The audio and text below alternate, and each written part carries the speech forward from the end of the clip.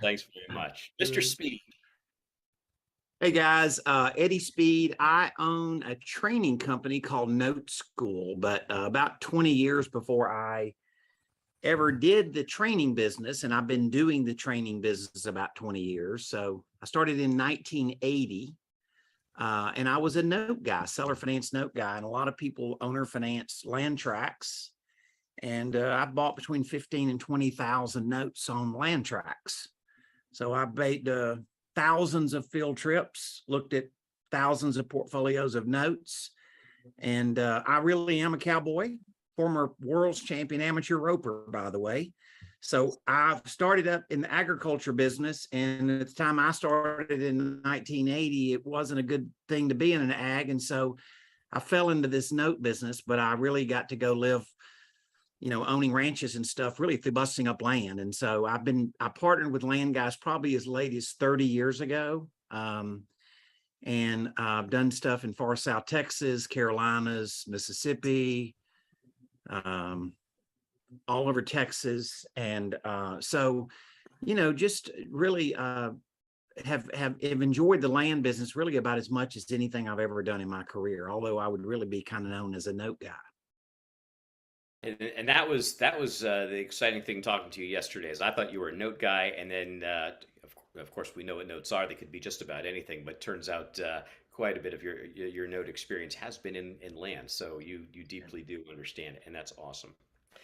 So quickly on myself, my name's Howard Zonder, co-founder of Land.MBA, a recovering corporate guy. Spent about 20 years in technology companies and then the event industry.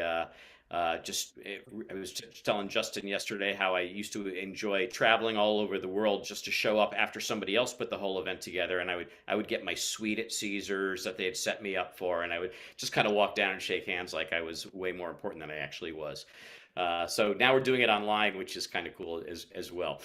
I'm the young guy in the land business. I've been doing it since about 2016. So one of the young guys at this table, and started Land Speed, which was a CRM for land investors, Price Boss, and then joined up with David to start Land.MBA. So that's me. I want to just give a quick outline of what's going to happen for the rest of the session today. This is going to be broken down into two different parts. So in part one, we're going to talk more about the economy and the macro environment for real estate in general and what it means for real estate in general. All of that is being live streamed across Facebook and YouTube. At the conclusion of that, we're going to turn off the live streams, and then we're going to continue on for the folks on Zoom, and we're going to really break it down. What does all this really mean for land in particular? And we have we'll put stuff out on Facebook and social media about how people can access the recording of the whole thing at a later date. So let's get to it. Let's see. So I got my questions here. We've got the question is really, are we in a recession? We've got a lot of people saying, "Hey, recession." Two quarters of negative growth. We kind of have that. We've got a lot of people on the government side saying, no, that's not what a recession is. The recession is over this. But the interesting thing is that for those of us who have been around have lived through a couple of recessions, does it feel like a real recession, or does it kind of feel like a recession light, or maybe we're just at the beginning of it and we haven't felt the real pain of it yet? Is it real? And what is it really? What do you think it's really going to mean for the broader real estate market? And so let's start with. Can we start with you, Joe? Yeah, so that's a great question, and I think about this stuff all the time. And after the 2000, I've determined I'm not an economist, and I have no idea. I can never predict the future, right? So like, I was predicting the worst housing recession, economic recession, when 2020 hit. I mean, I'm talking about 2020, and I was completely 100% wrong. All my predictions were. And so my attitude kind of right now is like, I don't know. I don't care. I'm still doing what I've always been doing. And I'm still sending a lot of mail, making a lot of offers. And I know I'll figure it out as I go along. I'm not going to try to, and this is maybe not the answer you're looking for, so I apologize, but I think we are in a recession. Yes, definitely 100%. But what does it matter to me? I'm not going to slow down what I'm doing. I'm not slowing down the marketing. I'm not slowing down. I'm being actually even more aggressive now with my marketing, being more aggressive with my offers, sending more mail, making more offers. And I'm not seeing a slowdown, so it's like one of my favorite books is Who Moved the Cheese, I think Who Moved My Cheese or Who Moved the Cheese, right? Who moved the cheese? Yeah. So this is why these kinds of panels are so important, because you're going to know when you start following these podcasts and videos and start following people that are actually doing deals, you're going to learn what happens as it actually happens. You're going to learn what to do, what not to do, as it happens. Does that make sense? So it's like for me, I gave up trying to predict what the market was doing. I'm just going to follow what the market is doing as it does it. And so, like, for example, when I first got started, doing lease options was super easy back in 2009 because there was tons of motivated sellers. And then fast forward in 2012, it was really easy to sell to cash deals for houses, wholesaling deals, right? Because a bunch of money started coming back into the market. Well, things are shifting again. And so I'm just going to continue doing what I'm doing and let the market tell me which direction to go. There may be certain parts of the country that are really hot right now, and that may change in the future, but we'll figure that out as we go. Is that good question? I mean, it's a good question. Is that a good answer? I don't know. No, That's it's a great absolutely answer. fantastic. I remember being doing some work for a company that consulted for mid-market companies, Yeah. and some really very smart people said the companies that really make it are the ones that double down on their marketing during bad times. Oh yeah. And because so many people are pulling out of the market out of cost cutting or fear or whatever or the rest, and it's the people who double down on marketing that make it because everybody knows them, everybody trusts them. There's consistency, longevity, and the rest. So I think it's fantastic. Eddie, do you have anything to add to that? I agree with Joe. We're in a recession. We follow mortgage statistics in the residential lending market and kind of the residential housing market a lot. We train probably the top 500 house buyers in the business. We probably half of them have been in note school. So we got a lot of guys that we get to speak to all the time. So on the residential side, we definitely are in a recession. And I see rates continuing to stay up. And we can talk about how that really affects land and what that looks like. But buyer sentiment, Fannie Mae released a report this week. Buyer sentiment is that 17% of people right now believe it's a good time to buy. So we have a lot of guys that we get to speak to all the time. And are you saying that, just so we could have clarity on that, are you saying is that a good number or a bad number? No. 17% of people that were polled for buying a house think now's a good time to buy. Yeah. If you would have polled people a year and a half ago or a year ago, I think you'd have had the number of about 65 or 70%. So right. Buyer sentiment is the lowest it's been since 2011. All right. Yeah, I wonder if that's in terms of that answer. Like, it kind of depends who you're asking. Like, if you need to buy a house, then it's a Fannie Mae's got some kind of poll. It's a chart. You can Google it, and it's a chart, and it shows it all over the board in the last 10 years. But that's where we are right now. So that's just like a general sample of the population, like everybody that kind of asked, or they've determined that they've done this survey a lot. So this is just a continual survey that they do. But the point the headline was, and the chart shows it, is the buyer sentiment is as low now as it was in 2011. So once again, if you're looking at the psychology of a recession, I think that's a fair definition. I see that as opportunity, by the way. Yeah. Absolutely. Do you think that this is very different than the Great Recession of 2008? Or is it just another cyclical recession that we've had over the, since the dawn of, let's just call it the 20th century. We don't need to go too far back in history. Or is this something a little different? Justin, any thoughts? It feels different. It's like uh, it so the recession of 2008 and now we see um,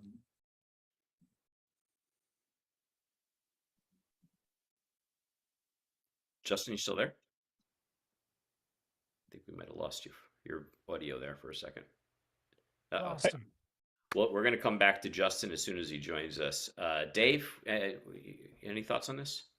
I've got thoughts on that too. I could chime in. Dave, you Go can for go it, ahead. Yeah. All right. We- You go first. It's Sure. fine. Go ahead. Well, Go ahead. I mean, I don't see a whole lot of similarities. I mean, I do think we're in a recession, but I don't know. It's when I look back at like at least with vacant land specifically, in the markets where I was working back then, like the market was just sabotaged. I mean, you couldn't sell land to save your life unless you were offering like half of market value, whatever that is, because that was so hard to figure out back then, or offering amazing seller financing terms or something like that, which you can do when you're buying it cheap enough. But like for the average person who is in at market value, like you're not selling that land unless there's something really special about it. And that's not at all the case right now. And I felt like back then there was a lot of desperation, a lot of hopelessness, a lot of panic. And I just don't see that yet. Maybe it's coming, but I don't think we're there yet. And if we do get there, my feeling is that it's going to happen slower. It's not going to like somebody flicks a switch and overnight everything is destroyed, because that's kind of what it felt like back then. And it's if we're headed in that direction, which maybe, then I feel like it's probably going to move a little slower is what I'm sensing. But anyway, that's kind of some of the differences I'm noticing. Yeah, I would agree there. I think, we don't have a Lehman Brothers going under overnight. We don't have a Bear Stearns. We don't have necessarily the real estate market driving the crash, which it did. I mean, it folded, and so many lenders just folded so fast. I just bought a property in Southern Colorado, not to go down too much of a rabbit trail, picked up a beautiful 42-acre tract in city limits, and real excited about it. But behind it was a hotel, golf course, housing community that launched in 2008. The hotel wasn't, the golf course launched. The lots were mostly sold and houses being built. And then the hotel, what happened was the lender went under. And so I was down there, see this big hotel that is just ruined from Mother Nature because they never got to the point where they dried it in. And, so many things just went so fast back then.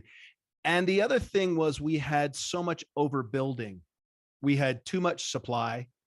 And so, if you look at the real estate cycle graph, we're skipping hyper supply and just having so what's it going to end up looking like? I don't know. We've got high interest rates, which is slowing things down because it's reducing affordability, especially in new home construction, because you have people who ordered a house 6-8 months ago at 3% interest.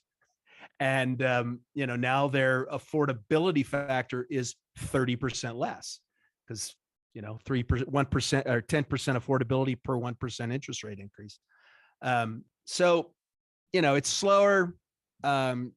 Employment is still good, although there are certainly some layoffs being announced and some risk on the horizon with that. How bad that gets, I think that could be a key economic indicator to look at, is employment. Absolutely. Yeah. And I'd be curious to know from Eddie, because you've been in the business longer than any of us, I think. Does this recession remind you of any other recessions in the past, maybe in the 80s or 70s? I would say in the 80s. It's the closest to the 80s. people, if one more person post on Facebook why real estate can't go down because it's not like 2008, I think I'm gonna shoot myself.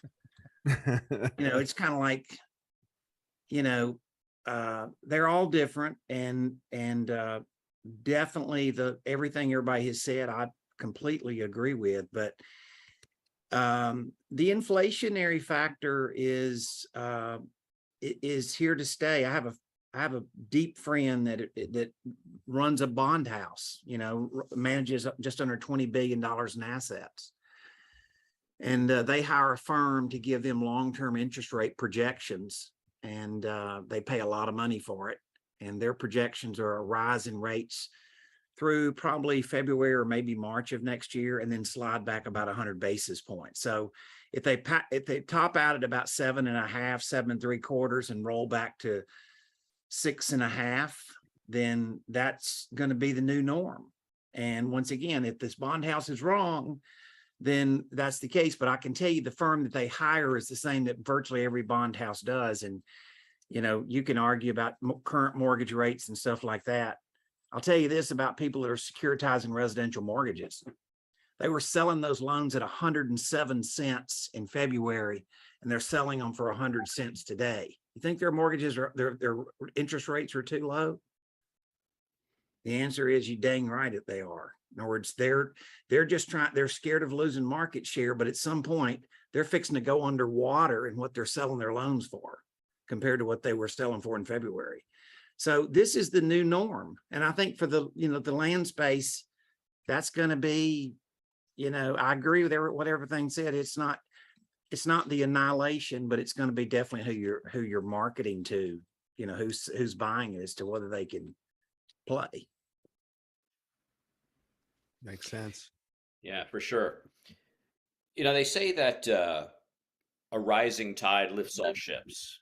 And in our business, that rising tide is always about demographics.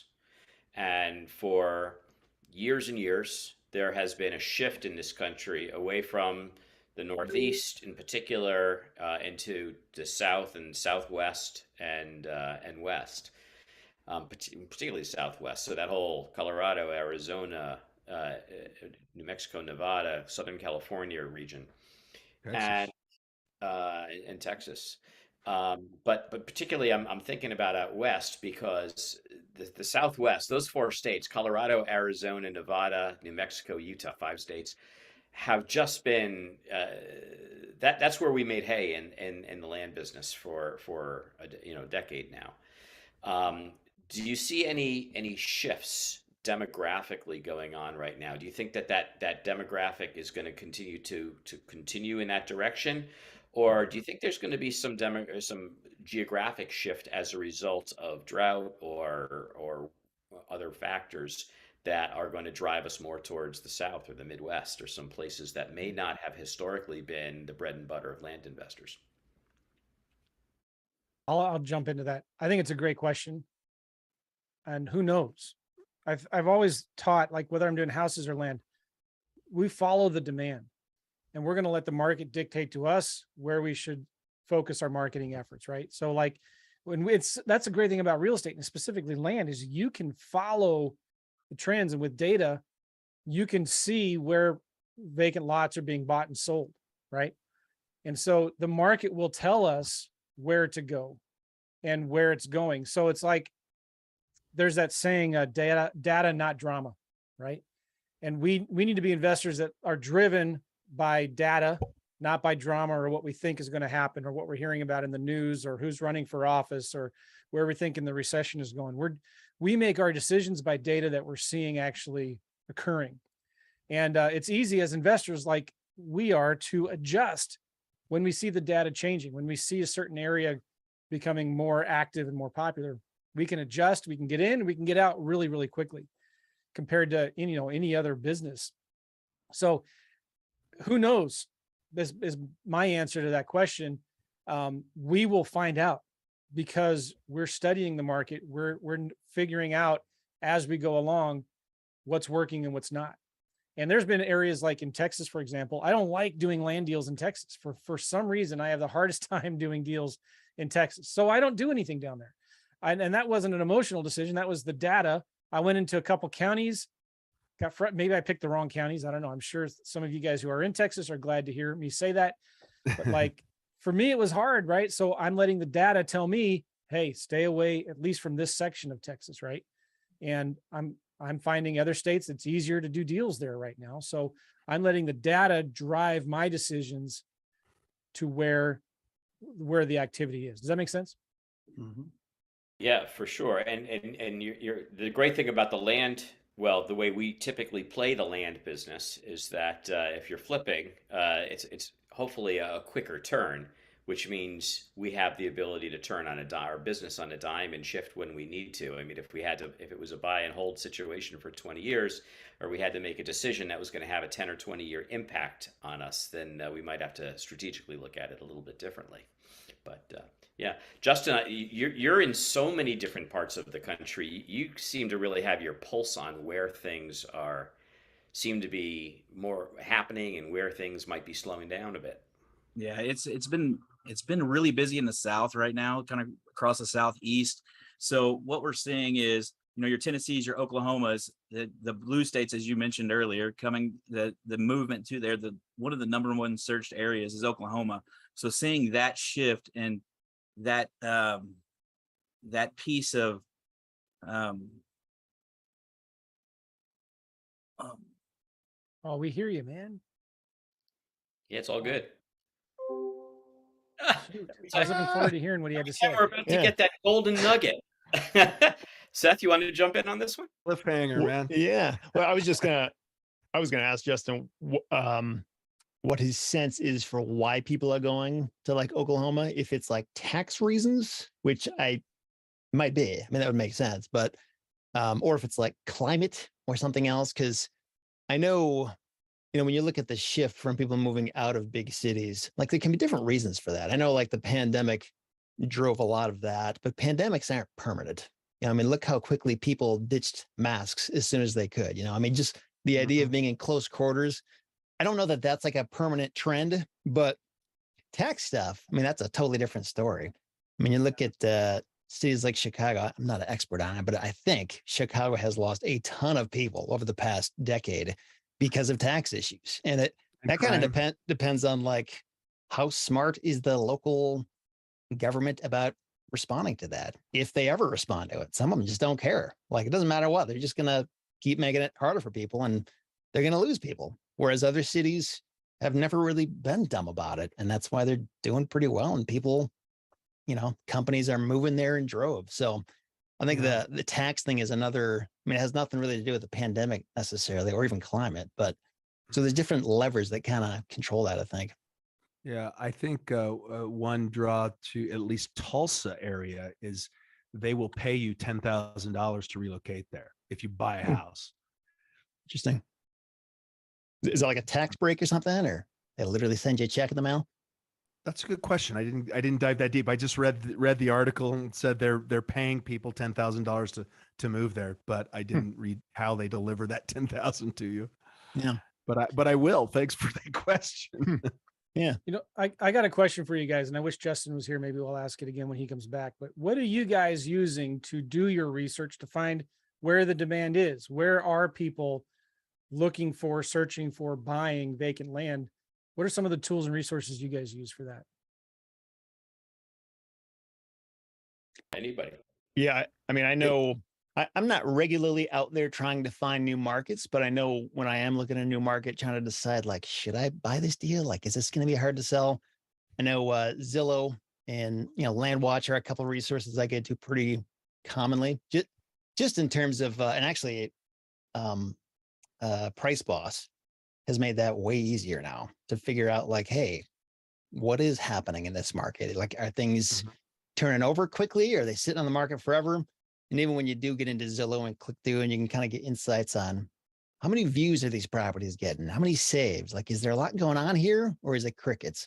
Just that kind of thing can be useful.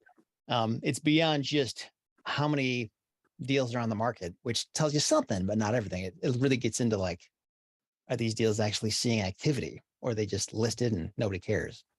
Yeah. So, I like to see same thing. Zillow, Realtor, um, uh, Redfin, the land.com sites. I like to look for activity. It's, with houses, obviously there's a lot more data available, right? And you can get the trends, and with land, it's much more manual. So you kind of got to get a snapshot of, okay, you set your filters and you look at solds and for sales and see that there's a nice equilibrium of that, and kind of look at days on market. But to your point, also, Seth, Price Boss does make that much easier, because you can capture that data, and it'll give you average days on market. So that's nice. Yeah, I know that availability of that data has gotten so much better since when I first got into this. Like, I remember there were times you just literally couldn't find comps, period. In a lot of markets that they weren't non-disclosure states, you just couldn't find them. Like, the data just Yeah. wasn't there. And it's just so much easier now. Not easy, but it's easier than it used to be. Right, So that's a right. nice thing for us today. And we still find properties we can't find any comps on. Yeah, it still 'cause they're happens. just in an area that there's not been activity, but that doesn't mean they're not a great property. Yeah. Yeah, I appreciate the mention of Price Plus, of course. The nice thing about it is you could pull in a county's worth of data, and it'll tell you both the average and the median days on Zillow, to the degree that that's in the data. And then you can quickly look at it. So you could kind of say, what are your top 3 counties in a state, for example, and you can look at that, look at those numbers on a county by county basis and say, wow, things seem to be moving a lot faster in County A versus County C. But it depends what your planning horizon is, and the fidelity that you want. At a longer term level, I mean, frankly, data tree is great, because you can go in there and pull data and look at the number of properties that have transacted by year, but you could kind of do it by month too, and you can trend it out and say, so to understand, say, okay, well, this many, and I'll look at it over the last. I know a lot of times I do it by quarter, so I'll do like the last 3 or 4 quarters. I'm less concerned about the number as I am about the trend line. And if it's showing me a trend line where activity is increasing, then I'm kind of excited. If it's showing me a trend line where it's decreasing, then I'm a little less excited. So to me, the big deal is always about activity. How much activity is there? Because if I buy it, I want to make sure I'm going to be able to sell it. So I want to see an upward trend line in transactions. Eddie, what do you, I'm curious what you use. We just run a different kind of land business. Most every land deal I've ever done, how I got in the land business is people would create portfolios of seller finance notes, and they would bring these notes to me. And then from there, that we would figure out where they didn't really have banking relations that they needed, or they really weren't good at financial modeling. And so we would partner with them. So in virtually every land deal I've ever done, I've dealt with boots on the ground. So that we found an area that they really had a command of the market and understood the demand, and we partnered with them. And I've done it in far South Texas and all over the country. And I'm my active partner today, Joe, who they're about 90 miles from Dallas-Fort Worth, and they know that county is good as anybody up there, have been buying real estate their whole careers. And then, they know surrounding counties. So we don't just, I can understand if somebody lives in Chicago and they want to be in the land business, they have to be able to do it the way you do it. But we've just never been forced to do that. So I don't believe I'm a great resource on that. But, I will say that no matter what, there's 2 or 3 things that I figured out. I bought notes in 50 states. I bought 50,000 notes.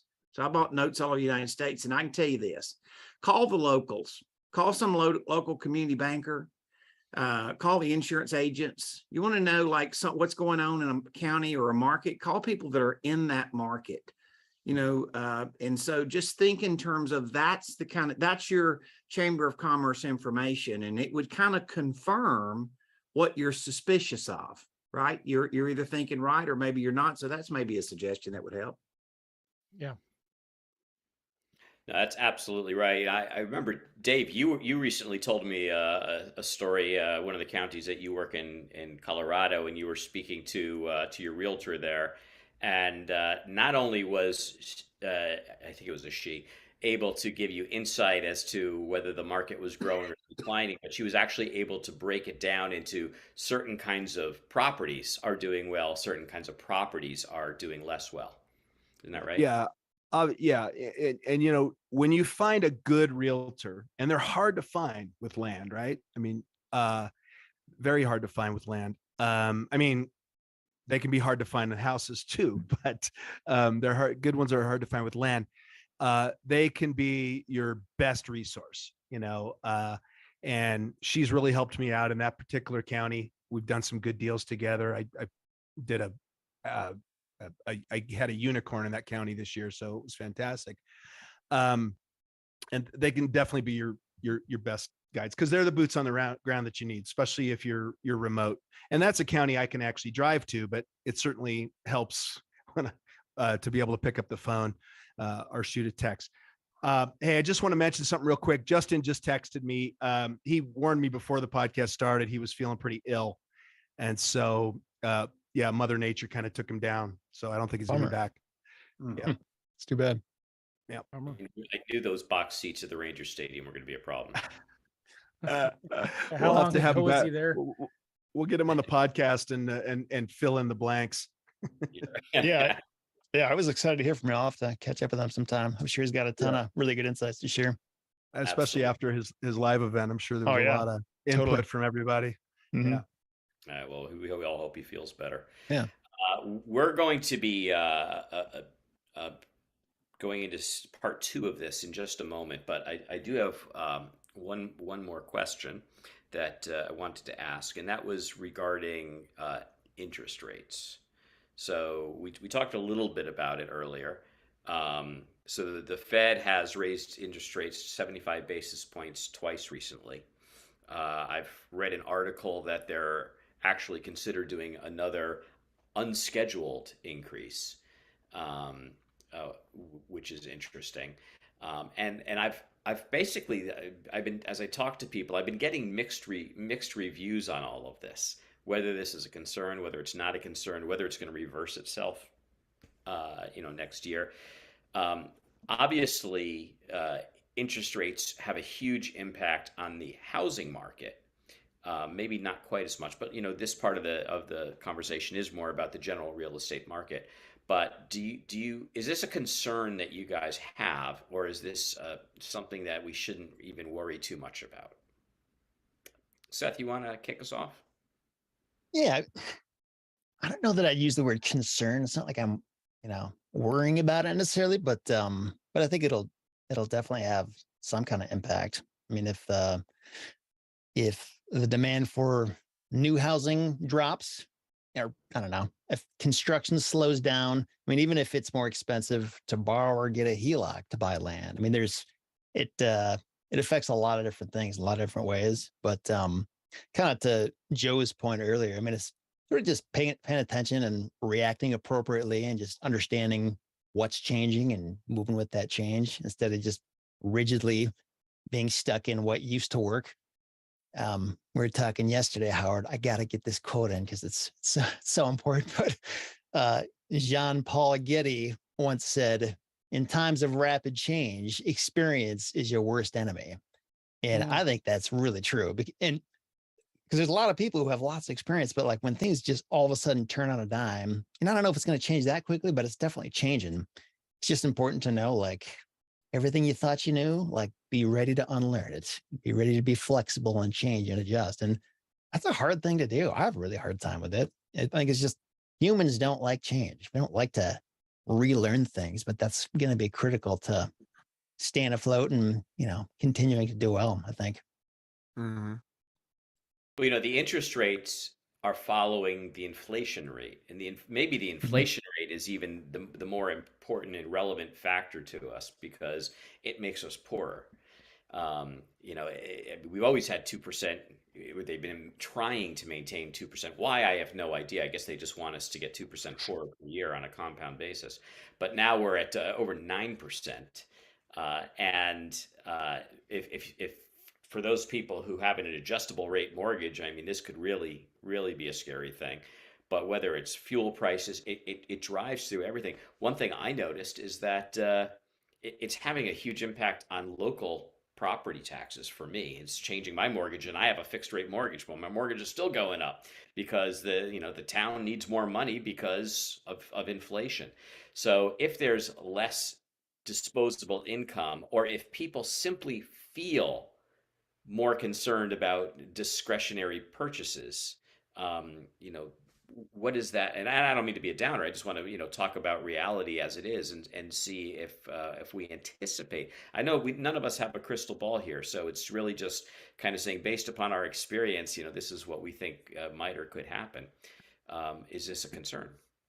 Well, if there is a concern, the thing that I'm worried about is how much more difficult is it going to be to sell the deals that I have.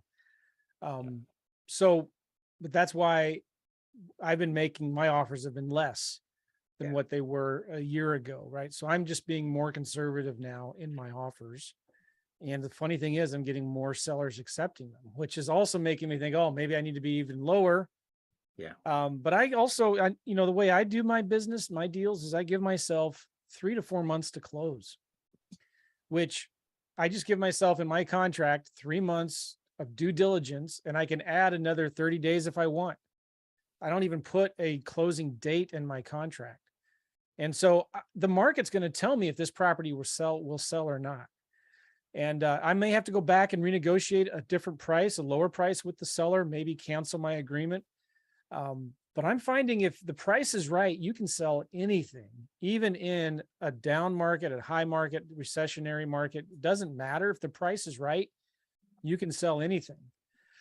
If I was in housing right now, I would definitely be staying away from the McMansions, the big, $750,000 houses, at least in the Midwest. I'd be staying away from anything above 500 grand. If I was going to be doing fix and flip, I would be focusing in on the median priced home, the bread and butter, blue collar homes with good school districts. And if I was building a rental portfolio, I might be focusing on Section 8 housing, because even when the economy is bad, the government is going to be paying that rent. Right. It's kind of sort of guaranteed, right? But for vacant land, in my opinion, be more conservative on your offers than you were maybe a year ago, and give yourself time.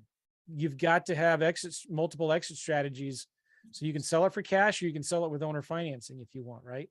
But make sure you give yourself time and let the market tell you, yeah, hey, you're not, your price is too high, and then you can go back and adjust. I would. Oh, I and let would me say one totally more agree. thing too. Go ahead. One of my rules of thumb is when I'm buying land, I want to make sure I get my cash back in a year or less, right? So let's say I get my cash back in a year. Well, if the market completely tanks next year, that's not a big deal. I don't have a mortgage payment that I have to pay. I maybe have $100 a year tax bill. That's it. So even if, like, I've talked to a lot of land investors that were in the market back in 2007, 8, 9, and 10, right? And yeah, the default rates were higher back then, but still it was manageable, and they owned the properties free and clear. So their income was less, but they didn't have a mortgage payment to pay. Does that make sense? So I think it's really smart. It's important for land investors to buy right and pay those things off. If you're using private money or whatever, pay off that land as quickly as you can. Yeah, I would agree. It's I've been chasing up the values over the last couple of years, and I know quite a few other people have gone from that, that 10 to 30 cents to that 40, 50, 60 cents on the dollar. The great thing about that is that even if you bought it at 50 or 60, there's a pretty good chance you can market it at 50 or 60 and get your cash out and move on.